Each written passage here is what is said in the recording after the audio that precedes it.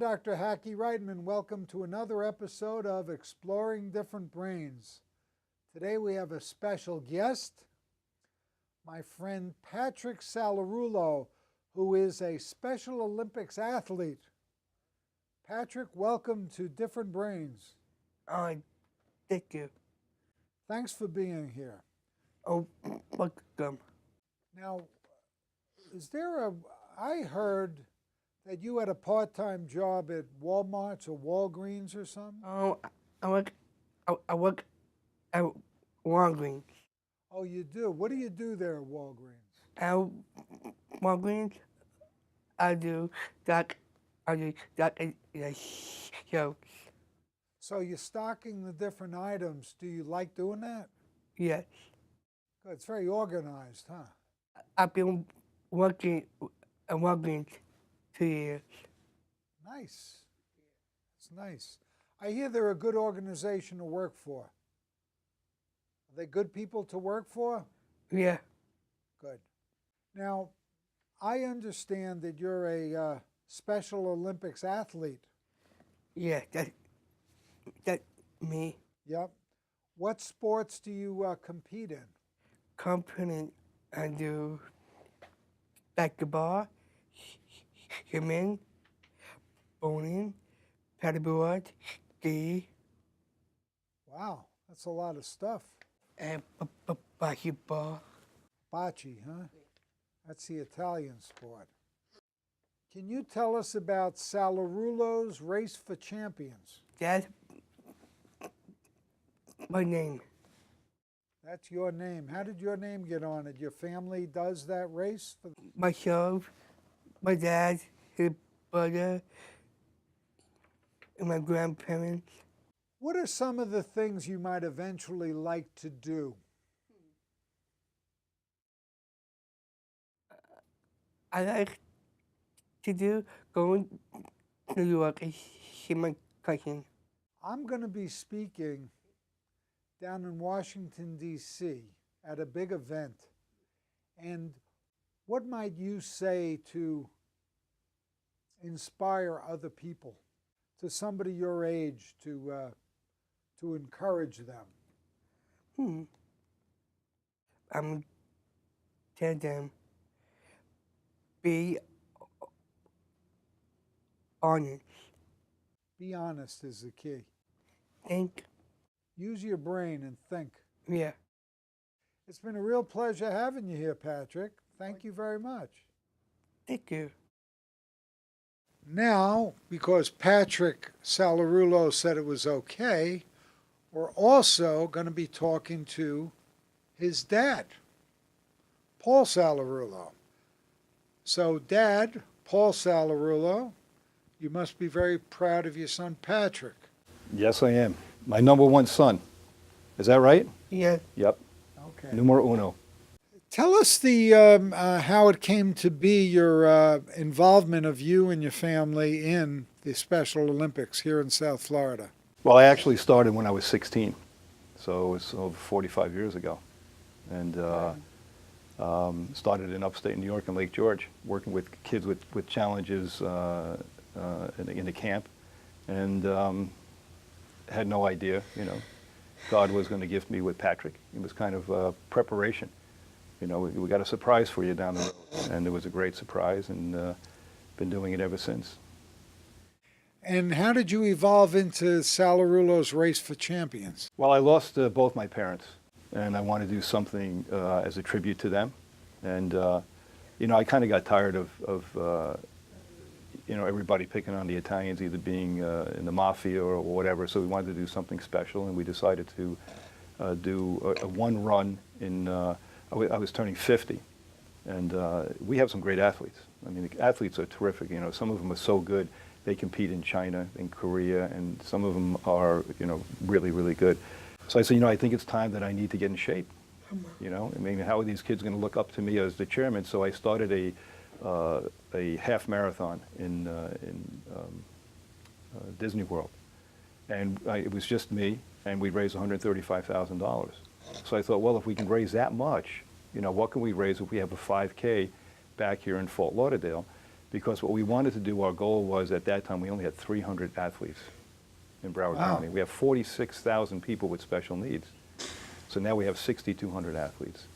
So we've been doing this for about 12 years now. We raised about 6 or 7 million. And all the money goes to Broward County, which is important because Wow. we still have to reach thousands of more people. For instance, I was at a function the other day. I was talking to one of the gentlemen there, and he was telling me about his daughter, his sister, who has special needs. He said, I watch my sister during the day. My mom watches it at night because I'm the manager of a restaurant. He said, what about Special Olympics? He was so excited to learn about what we do that we have 23 sports, and she's going to get involved and kind of give, you know, the man and mom a little bit of a break. So unfortunately, people don't know about our program. They really think it's one event or 2 events a year, and they don't realize this is every day. We have to raise money for our athletes to buy uniforms, to feed them, to transport them, because basically what we do is we follow the Olympics. So we do the Special Olympics first. Our kids were in South Korea before the regular Olympics, and then the Power Olympics is after the regular Olympics. So we sent 2 of our athletes to ski in South Korea a couple of months ago, and that's how good some of our athletes are. So anyway, getting back to the race, we just wanted to bring more people, to have more people to spend on outreach, on educating people to bring their students in. Because Patrick, most of your friends, would you say that most of your friends are from Special Olympics? Yeah. A lot of your pals? Would you tell Dr. Reitman, you're involved with ALPS, right? Athletic Leadership Program. Yeah. What does ALPS mean to you? What is ALPS?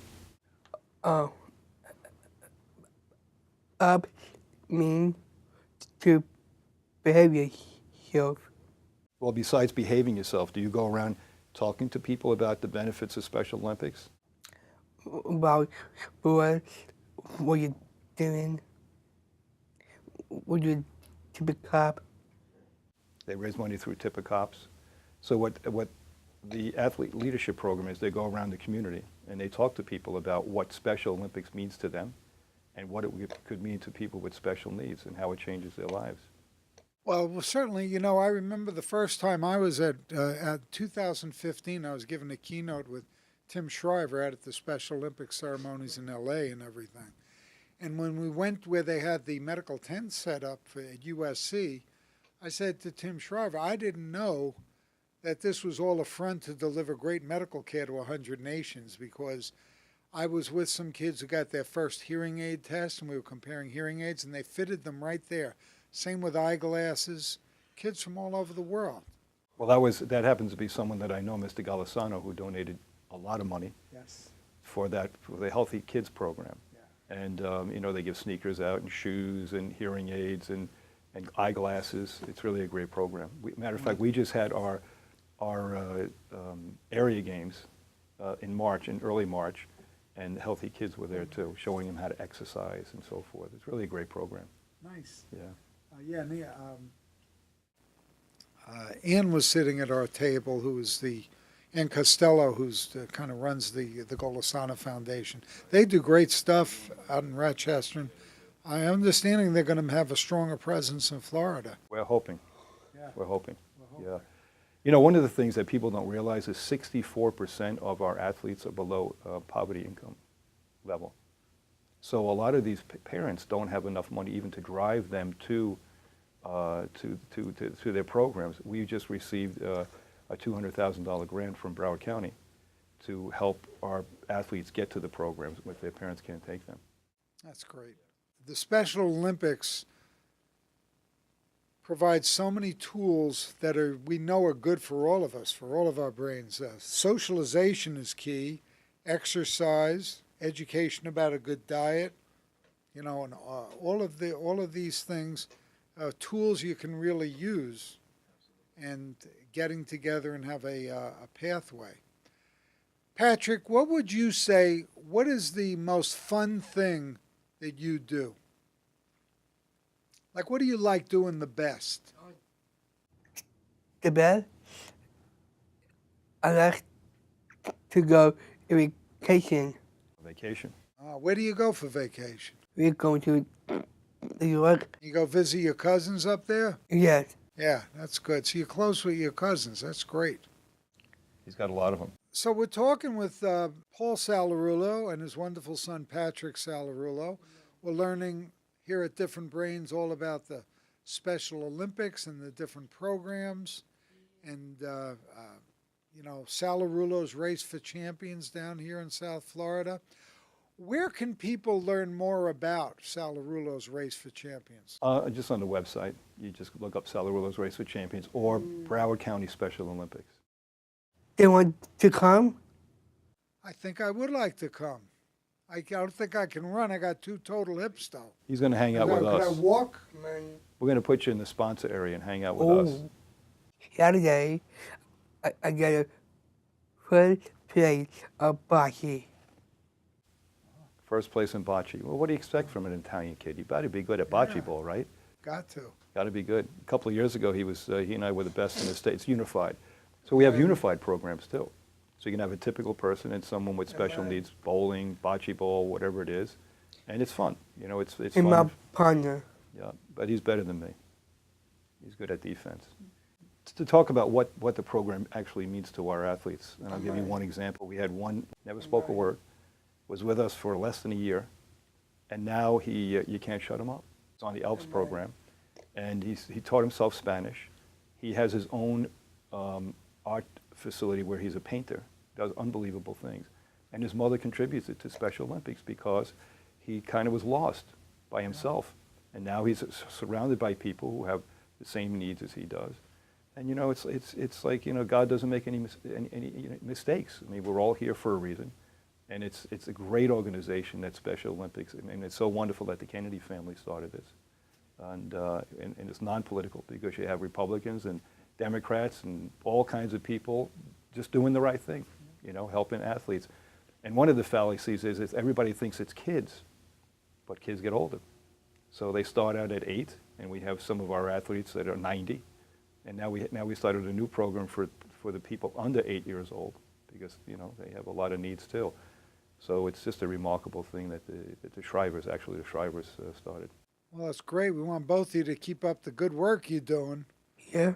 And also the close affiliation with the AADMD people and with the SMILE program and the Healthy, all the different associated medical and dental programs with them, Dr. Stephen Perlman, Dr. Rick Rader nationally, and so many others.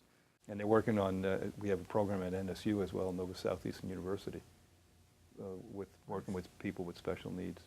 Great. All right. Well, listen, it's been a pleasure having you both here on this episode of Exploring Different Brains. We've had Patrick Sallarulo and his father, Paul Sallarulo.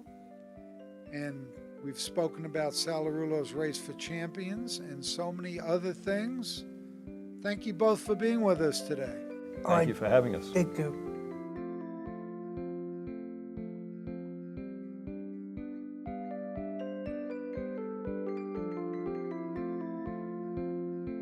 Exploring Different Brains is a production of Different Brains, Inc. For more information, visit us at differentbrains.org.